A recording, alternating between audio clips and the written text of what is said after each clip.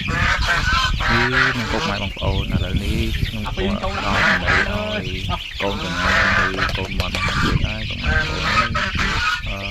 ជីវិតខ្ញុំមានតែប៉ុណ្្នឹងទេសម្រាប់អ្នកចកាចំសัตว์ដាំដំណាំគឺសាមញ្ញប៉ុន្តែមានក្តីសុខដោយសារខ្ញុំ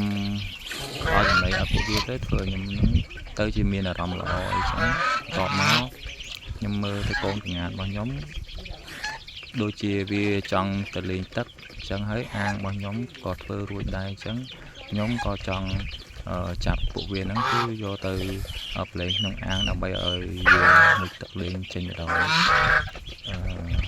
មើលទៅពួកវាអាយុរបស់ពួកវាខ្ទង់20ថ្ងៃដែរអញ្ចឹងវាអាចនឹងរឹងមាំ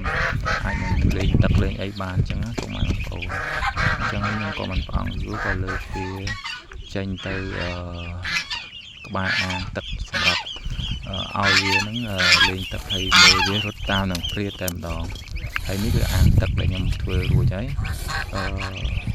ធ្វើរួច 90% ពុកម៉ែបងប្អូនហើយអាងទឹកដំបូងមកពួកវានឹងអាចលេងបានហើយមេវានឹងងើបលេងជាមួយគ្នានឹងទាំងអស់តែ